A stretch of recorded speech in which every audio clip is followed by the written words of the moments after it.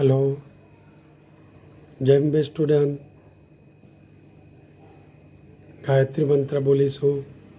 ઓમ ભૂર્ભુવસ્વઃ તત્સવિતુર્વરેણ્યમ ભર્ગો દેવસ્ય ધીમહિ ધિયો યો ન પ્રચોદય. જેમ બે નમઃ શિવાય. ડેનિયલ કોષના એક્ઝામ્પલની આજે આપણે ચર્ચા કરીશું. તો આપણે છેલ્લે આ નામ જોયું હતું નનસ્ટ ઇક્વેશન, અને આ ઇક્વેશન ક્યારે લેવાનું? 1 મોલર કોન્સન્ટ્રેશન ના હોય અને 0.1 કે એક્સ મોલર આપેલું હોય ત્યારે આ ફોર્મ્યુલા લેવાની. ઈ સેલ બરાબર E0 સેલ, જે આપણે ગણતરી કરીશું, અથવા આપેલો હોય 0.059 ડિવાઇડેડ બાય n. n એ ઇલેક્ટ્રોનની સંખ્યા છે, જે રાસાયણિક પ્રક્રિયા પરથી ઇલેક્ટ્રોનની સંખ્યા નક્કી કરવાની. log C1 upon C2. C1 એ એનોડની સાંદ્રતા છે, C2 એ કેથોડની સાંદ્રતા છે. જે સાંકેતિક નિરૂપણ આપ્યું છે એમાંથી C1 અને C2 આપણે નક્કી કરવાના છે. તો રાસાયણિક પ્રક્રિયાના આધારે આપણે C1 અને C2 નક્કી કરીશું. છેલ્લે આપણે આવી ચર્ચા કરેલી કે આ રીતે સાંકેતિક નિરૂપણ આપેલા હોય. ધારો કે અહીંયા Cu+2, Fe+2 Fe, તો Cu+2ની સાંદ્રતા C1 કારણ કે એનોડ છે, Feની સાંદ્રતા એ C2 કારણ કે કેથોડ છે.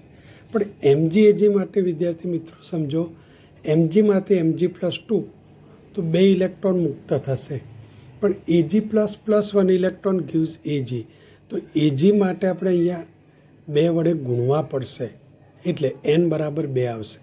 બીજું, જ્યારે આપણે લખીશું તો લખતી વખતે જ્યાં આપણે log Mg+2 લખીએ એની નીચે જ્યારે Ag+ લખીએ તો એનો સ્ક્વેર થશે. એનો અર્થ કે લખીશું ત્યારે Mg+2 નીચે Ag+નો સ્ક્વેર થશે. આ મુદ્દો ખાસ યાદ રાખવાનો. કેટલીક વાર 1 માર્કના ઓબ્જેક્ટિવમાં પણ પૂછાય છે કે આ રીતે પ્રક્રિયા આપી હોય તો એ પ્રક્રિયાને આપણે નસ્ટ ઇક્વેશનમાં દર્શાવો. હવે આ ઇક્વેશનના સંદર્ભમાં ફરી એકવાર સમજીએ. જ્યારે બિન પ્રમાણિત કોષ હોય, 1 મોલર સાંદ્રતા ન આપી હોય અને એક્સ મોલર સાંદ્રતા આપી હોય તો આ સમીકરણનો ઉપયોગ કરવાનો. થર્મોડાયનેમિક્સ એટલે ઉષ્માગતિશાસ્ત્રના સિદ્ધાંત પરથી સમીકરણ તારવેલું છે. લાસ્ટ લેક્ચરમાં જોયું હતું, થોડું રિવિઝન કરીએ છીએ. આ સમીકરણ કયા સિદ્ધાંત પરથી?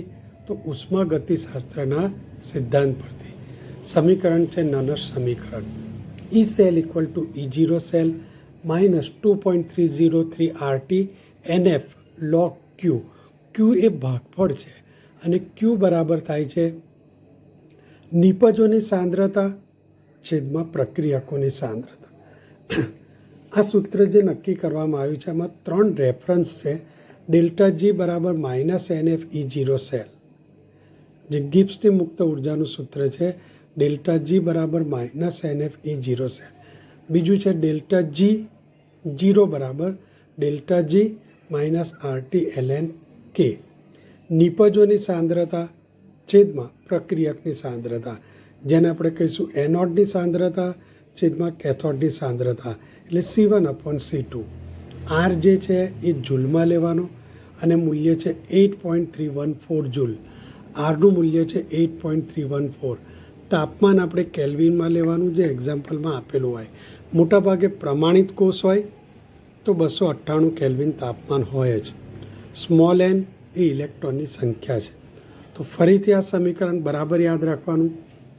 ઈ સેલ બરાબર E0 cell minus 2.303 RT NF log Q. Q એટલે C1 upon C2. C1 upon C2ને આપણે લઈશું એનોડની સાંદ્રતા છેદમાં કેથોડની સાંદ્રતા. તો આ સમીકરણ પરથી ઝડપથી ગણતરી કરવા માટે વિદ્યાર્થી મિત્રો આપણે યાદ રાખીશું ઈ સેલ બરાબર E0 cell minus 0.059 divided by n log C1 upon C2. ગયા વખતે આપણે આ મુદ્દો જોયો હતો. ઇઝીથી એક્ઝામ્પલ ગણવા માટે 0.059 એ 2.303 RT upon NF નું સાદુરૂપ આપીને મૂલ્ય નક્કી કર્યું. એટલે દરેક વખતે તમારે ગણતરી કરવી ના પડે એટલે આ જ સૂત્ર આપણે યાદ રાખવાનું. એન ઇલેક્ટ્રોનની સંખ્યા છે. E0 સેલનું એ જ સૂત્ર, એ કેથોડ રિડક્શન માઇનસ એ એનોડ રિડક્શન. જ્યારે પણ આપણે એક્ઝામ્પલ ગણીએ ત્યારે કોષમાં થતી પ્રક્રિયા લખીશું, E0 સેલની ગણતરી કરીશું, પછી E સેલની ગણતરી કરીશું. ગણતરી માટે કોષમાં થતી પ્રક્રિયા, E0 સેલ અને E સેલની ગણતરી કરીશું. એક એક્ઝામ્પલ આપણે લઈએ છીએ Zn+2 0.8 molar, Cu+2 Cu 0.4 molar. Znની સાંદ્રતા 0.8 છે જેને આપણે કહીશું C1, 0.4 છે એને કહીશું આપણે C2. પોટેન્શિયલના મૂલ્યો અહીંયા આપેલા છે. Zn માટે -0.76, Cu માટે -0.34, -0.76 અને 0.34. સાંકેતિક નિરૂપણ પરથી આપણે પ્રક્રિયા ડેનિયલ કોષની જ છે એટલે હમણાં ફરી લખતા નથી. તો પ્રક્રિયામાં વિચારીએ તો n બરાબર 2 થશે. સૂત્ર આપણું છે E સેલ બરાબર E cathode reduction minus E anode reduction. તો કોષનું પોટેન્શિયલ આવશે 1.10 વોલ્ટ. તો હવે આપણું ગણતરીનું સૂત્ર છે E સેલ બરાબર E0 cell 1.10, 0.059 divided by n બરાબર 2, log 0.8/4, 0.8/4 એટલે જેનું સાદુરૂપ થશે 0.8/4. તો આનું સાદુરૂપ થશે 2, 0.8/4નું તો આ થશે log 2. તો ગણતરી માટે 1.10, 0.0295 મલ્ટીપ્લાય log 2. log 2 તો હવે તમને યાદ હશે જ, log 2નું મૂલ્ય છે 0.3010, 0.3010. તો 1.10 માઇનસ 0.0295 મલ્ટીપ્લાય 0.3010. આ બેનો ગુણાકાર થશે આ બંનેનો 0.088. તો 1.10માંથી 0.088 બાદ કરીએ તો 1.09 થશે. એટલે કે આ કોષના વોલ્ટેજ થશે 1.09.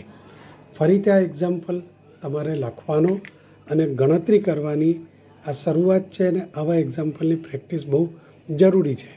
ફરી રકમ બોલું છું. Zn+2 0.8 molar, Cu+2 Cu 0.4 molar. Znનું પોટેન્શિયલ -0.76, Cu છે 0.34. તો સાંકેતિક નિરૂપણ પરથી n = 2. E સેલ થશે 1.10 વોલ્ટ. તો ગણતરી થશે ફરી આ જોઈ લઈએ 1.10, 0.059 ડિવાઇડેડ બાય n બરાબર 2, log 0.8/0.4. તો આનું સાદુરૂપ થશે 2. તો 1.10 માઇનસ 0.029 મલ્ટીપ્લાય log 2. તો આનું સાદુરૂપ 1.10 વોલ્ટ આવે. તો આ રીત બરાબર સમજવાની, આવા એક્ઝામ્પલની પ્રેક્ટિસ કરવાની. તો આવો બીજો અગત્યનો અને વારંવાર પૂછાતો એક્ઝામ્પલ જોઈએ જેમાં MgAgનો ઉપયોગ કરેલો છે. તો સાંકેતિક નિરૂપણમાં છે Mg+2 0.13 molar, Ag+Ag 0.001 molar. Reduction potential આપ્યા છે Mg -2.36 વોલ્ટ, Ag 0.80 વોલ્ટ. વિદ્યાર્થી મિત્રો, આ એક્ઝામ્પલની રકમ છે. અહીંયા ઉપર આપેલું હોય કોષ પોટેન્શિયલ શોધો. Mg+2 0.13 molar, 0.01 molar Ag+Ag. Reduction potential આપે છે -2.36, Ag 0.80 વોલ્ટ. આ એક્ઝામ્પલ અગત્યનો છે. જૂના કોર્સની જૂની ટેક્સ્ટબુકમાં પણ હતો, જૂના બોર્ડમાં પેપરમાં પણ પૂછાયેલો, નવી NCERTની બુકમાં પણ આ એક્ઝામ્પલ આપેલો છે. એટલે બરાબર ગણતરી સમજવાની. 3 વાર તો ઓછામાં ઓછો એક્ઝામ્પલ ગણવાનો અને ગણતરી કરી બરાબર રીત સમજવાની. તો પહેલાં આપણે સાંકેતિક નિરૂપણ કરીએ. Mg+2 electron, 2Ag+2 electron gives 2Ag. તો અહીંયા ઇલેક્ટ્રોન સરખા કરવા માટે એજીને 2 વડે ગુણીએ છીએ. 2Ag plus 2 electron gives 2Ag. Mg વત્તા 2Ag plus Mg plus 2 plus 2Ag. તો આ પ્રક્રિયા હંમેશા એટલે લખીએ છીએ n = 2. એટલે જે સાંકેતિક નિરૂપણ આપ્યું છે એમાં વિચાર્યું કે Mg એનોડ છે, Ag કેથોડ છે. Mg 2 ઇલેક્ટ્રોન મુક્ત કરે છે પણ Ag 1 ઇલેક્ટ્રોન મેળવે છે. એટલે Agની પ્રક્રિયાને 2 વડે ગુણીએ છીએ એટલે n બરાબર 2 થશે. ઈ સેલ જ્યારે આપણે શોધીએ છીએ તો ઈ સેલ માટે ગણતરી કરીએ તો એ કેથોડ રિડક્શન માઇનસ ઈ એનોડ રિડક્શન. તો આ સૂત્ર પરથી જ્યારે આપણે ગણતરી કરીએ તો કેથોડ તરીકે Ag છે 0.80, એનોડ તરીકે Mg છે, બહાર માઇનસ અને અંદર પણ માઇનસ 2.36, તો 3.16 વોલ્ટ થશે. Mg Ag વારંવાર પૂછાય છે. E0 સેલ મોડે કરી દેવાનો 3.16. તો હવે આપણે આપણું જે સમીકરણ છે E cell = E0 cell minus 0.059 divided by એમાં E0 સેલ મળ્યો 3.16. n બરાબર મળે ઇલેક્ટ્રોનની સંખ્યા 2. log Mg પ્લસ 2 એટલે એનોડની સાંદ્રતા તો C1 છે 0.13 અને C2 છે 0.01. પણ ખાસ બરાબર યાદ રાખજો E0 સેલમાં આપણે પ્રક્રિયાને ગુણીએ છીએ છતાં આ મૂલ્યને ગુણતા નથી. પણ ઈ સેલ જ્યારે શોધીએ છીએ ત્યારે C1/C2 લખીએ છીએ તો Mg પ્લસ 2 લખીએ પણ નીચે લખીશું Ag પ્લસનો સ્ક્વેર. બરાબર અહીંયા ધ્યાન આપજો. Mgની પ્રક્રિયાને 1 વડે ગુણી છે એટલે Mgના ઘાતાંકમાં 1 આવે જે લખતા નથી. Agની પ્રક્રિયાને 2 વડે ગુણી છે એટલે Agના ઘાતાંકમાં 2 આવશે. આવું આપણે સંતુલનનો સિદ્ધાંત છે અને આયનિક સંતુલનના દ્રાવ્યતા ગુણાકારમાં પણ જોયું હતું. ફરી એકવાર સમજીએ. Mg Agના એક્ઝામ્પલમાં જ્યારે C1/C2 લખો તો log Mg પ્લસ 2 નીચે Ag પ્લસનો સ્ક્વેર થશે, Ag પ્લસનો સ્ક્વેર થશે. હવે મૂલ્ય લખીએ 3.16, 0.059 ડિવાઇડેડ બાય n બરાબર 2, log 0.13 અને આ મોલારિટીને 10ની ઘાતમાં દર્શાવી દેવાની. તો 10ની ઘાતમાં થશે 10⁻³ અને એનો સ્ક્વેર એટલે 10⁻³. તો અહીંયા હવે આ મૂલ્ય 3.16, 0.059 ડિવાઇડેડ બાય 2 આ મૂલ્ય પણ બરાબર મોડે કરી દેવાનું. 2 વાળું મૂલ્ય થશે 0.0295. મોટાભાગના ટેક્સ્ટબુકના એક્ઝામ્પલમાં n બરાબર 2 એટલે આપણે 0.059 ડિવાઇડેડ બાય 2 એ આન્સર પણ મોડે કરી દેવાનો 0.0295. હવે ખાસ લોગની ગણતરી બરાબર સમજજો કારણ કે લોગ પાક્કા છે ને તમારા, બરાબર? એટલે આ થોડું હવે ધ્યાન આપજો. આ ચેપ્ટરમાં જેવી રીતે ગણતરી આપી હોય એ જ પ્રમાણે આપણે ગણતરી કરવાની છે. તો 0.13 ગુણ્યા 10⁻6 છે, -6 છે તો ઉપર આવશે તો 10⁻+6 થશે. તો હવે ગણતરી માટે આપણે વિચારીએ તો log 1.3 પ્લસ 10⁻6. તો આ 0.13 છે, 0.13 છે. જો હવે એને હું 1.3 લખું તો આ 10⁻6 જે છે એમાંથી એક બાદ થઈ જાય એટલે 10⁻5 થઈ જાય. ફરીથી 0.13 છે, આ પોઈન્ટ હું અહીંયા લાવ્યો એટલે 10⁻6ના બદલે 5 થશે. ફરી ઘણાને પાછો આ ખ્યાલ નથી આવતો. 0.13ના બદલે 1.3 લખીએ તો 1.3 મલ્ટીપ્લાય 10⁻−1 થાય. તો અહીંયા હતા 10⁻6 પ્લસ હતા એમાંથી આ 10⁻−1 બાદ થયા એટલે 10⁻5 થયા. ફરીથી 0.13ના બદલે આપણે લખ્યું 1.3 મલ્ટીપ્લાય 10⁻−1 અને આ 6માંથી એ બાદ થયા એટલે 10⁻5. તો હવે લોગ માટે આપણે સમજીએ log 1.3 મલ્ટીપ્લાય 10⁻5.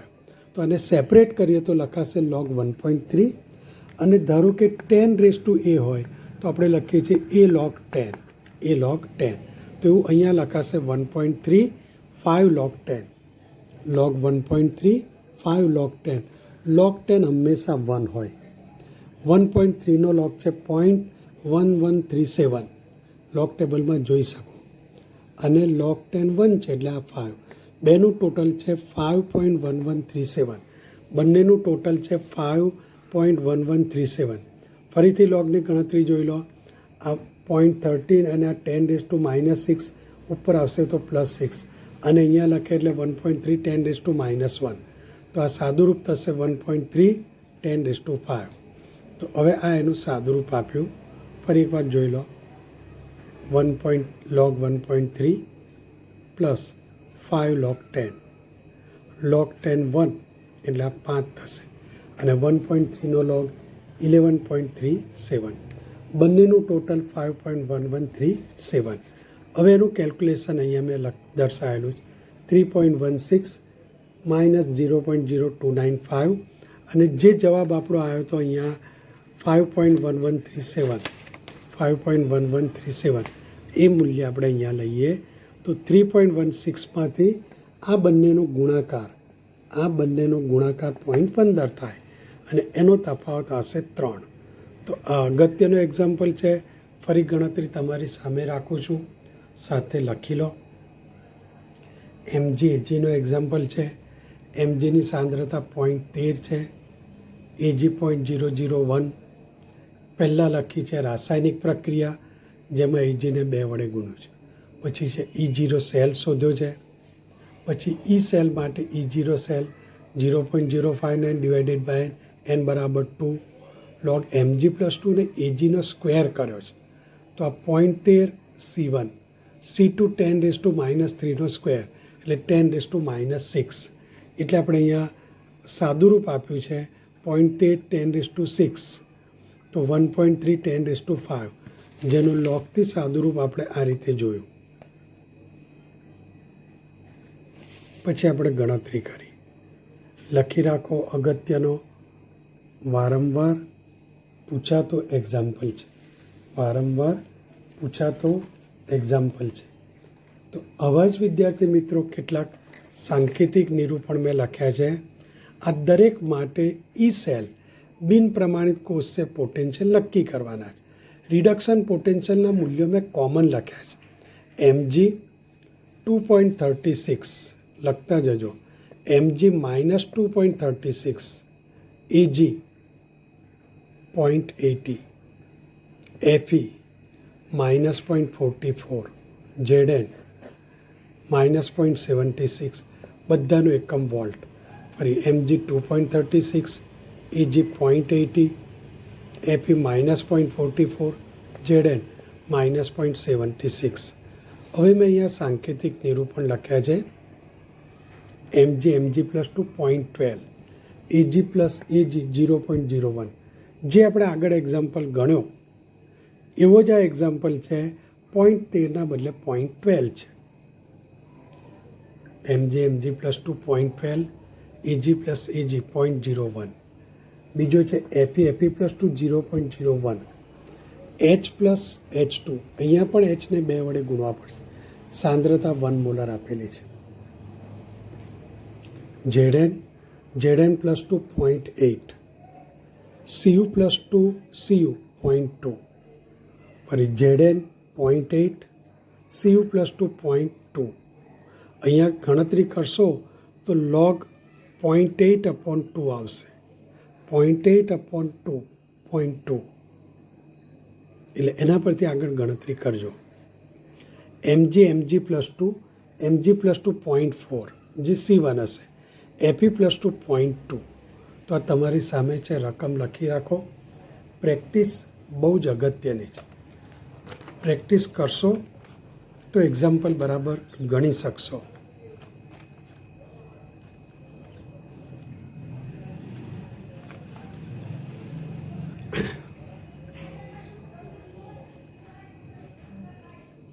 થોડી સાથે સાથે આપણે આ વાતાવરણમાં થોડી પોઝિટિવ ચર્ચા કરીએ.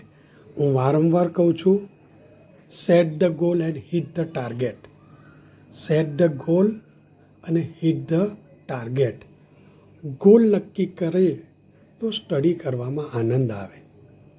તમે જ્યાં જવું છે ને એ ક્યાં જવું છે એ નક્કી કરો અને પછી ફ્લાઇટ કે ટ્રેન યોગ્ય જે તમને લાગે એ નક્કી કર્યું હોય તો એ ત્યાં જવાનો આનંદ આવે. ક્યાં જાઓ છો એ જાણતા જ નથી તો ત્યાં જવાનો આનંદ કઈ રીતે આવે?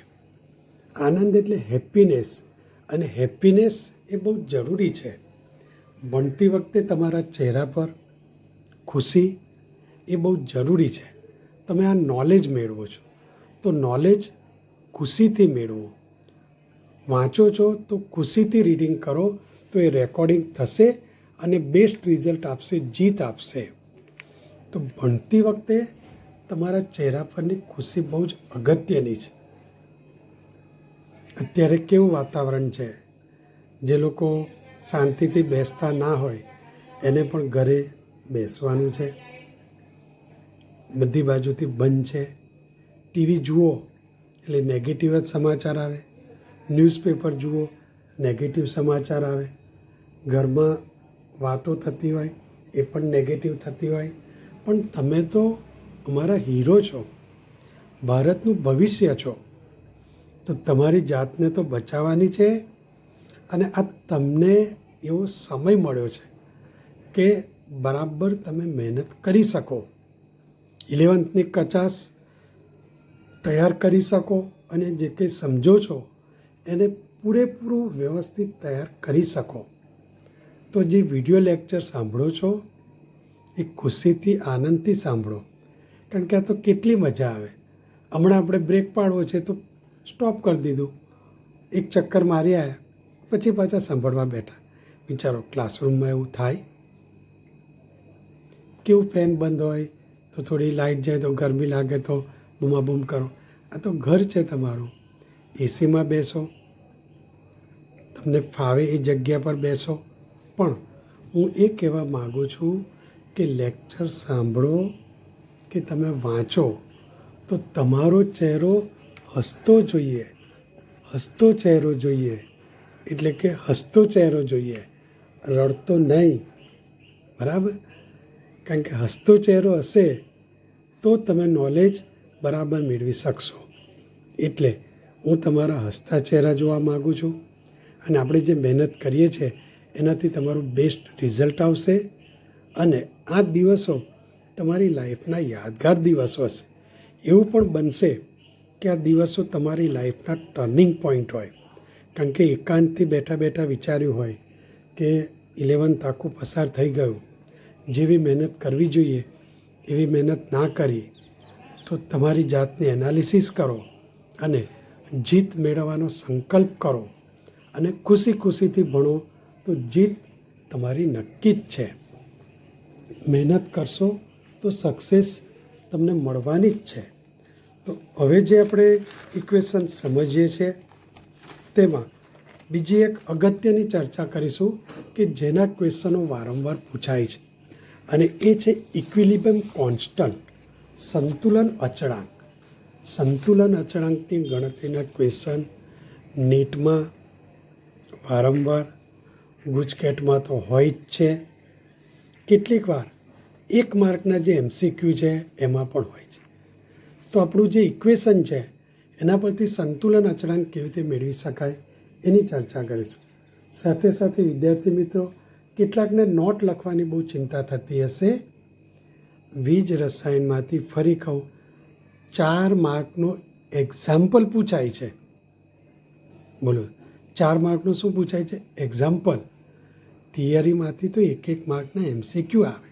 એટલે જે તમને PDF મોકલીએ છીએ, જે ટેક્સ્ટબુક છે એ વાંચો.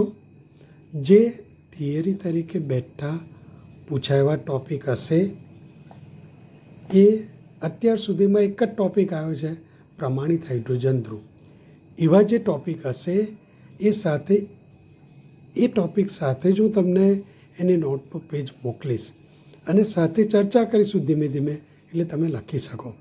પણ અત્યારે એક્ઝામ્પલ માટે માસ્ટર બનવું છે, પરફેક્ટ બનવું છે, તો સંતુલન અચળાંક, જેને આપણે કે તરીકે ઓળખીએ છીએ, તો આપણું આ સૂત્ર છે, E સેલ બરાબર E0 cell minus 2.303 RT NF log C1 upon C2, log C1 upon C2.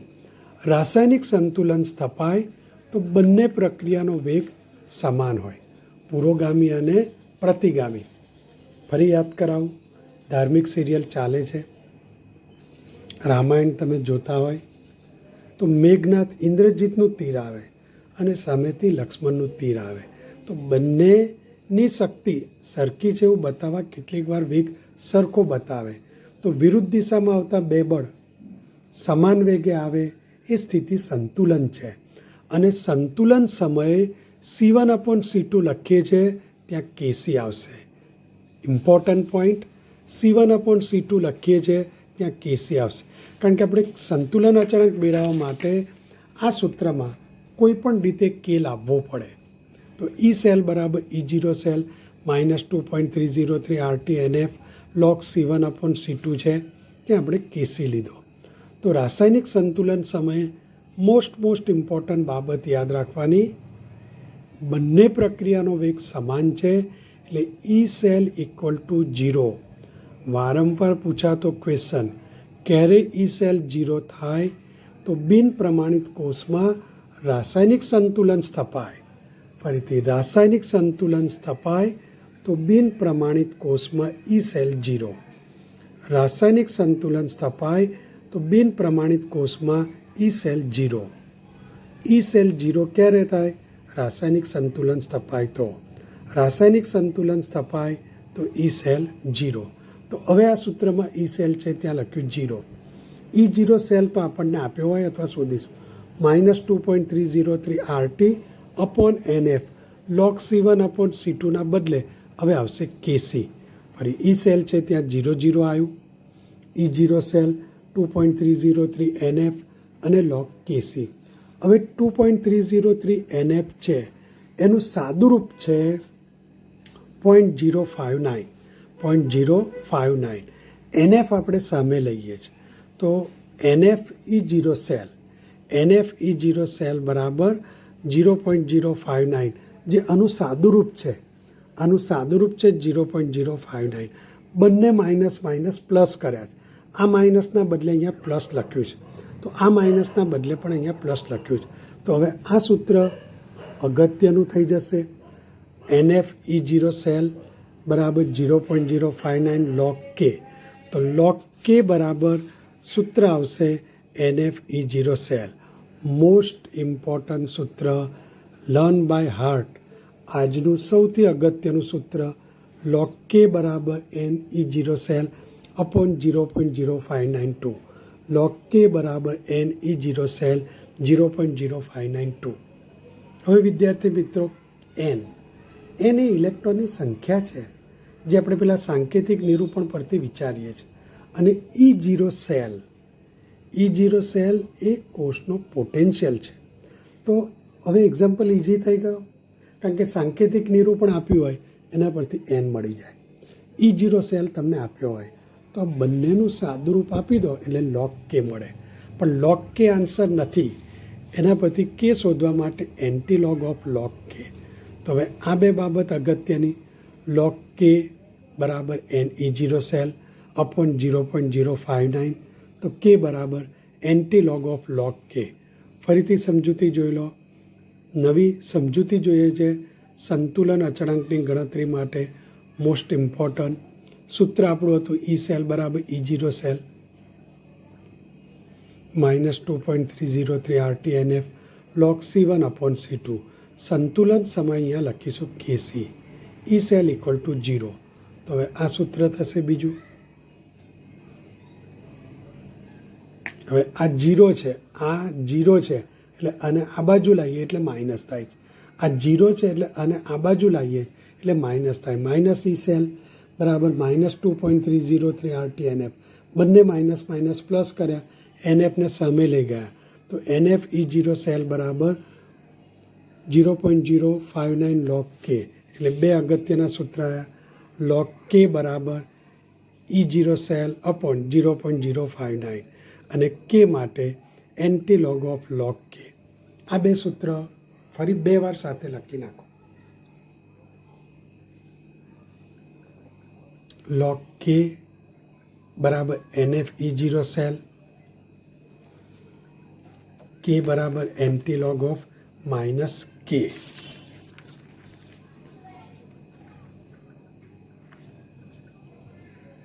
જો સાથે વિદ્યાર્થી મિત્રો આપણે સક્સેસની વાતો કરીએ છીએ તો મારી બુકનું આ પેજ છે, સર્જો ઇતિહાસ સફળતાના. બોર્ડની પરીક્ષામાં વધુ માર્ક મેળવવાનો રસ્તો આપતી આ બુક છે જે ખૂબ ઉપયોગી છે. ખુદી કો કર બુલંદ ઇતના કે એડમિશન દેને વાલા માર્કशीट દેખ કે પૂછે કઈ લાઇનમાં એડમિશન આપો, કઈ લાઇનમાં એડમિશન આપો. ફિક્સ છે ને, મેડિકલમાં લેવું છે ને, તો તમારે તમારી સફળતાનો ઇતિહાસ સર્જવાનો છે.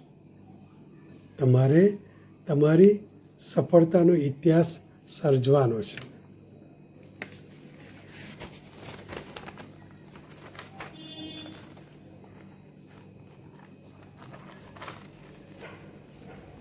સંતુલન અચળાંકની એક ગણતરી સાથે આપણે જોઈ લઈએ.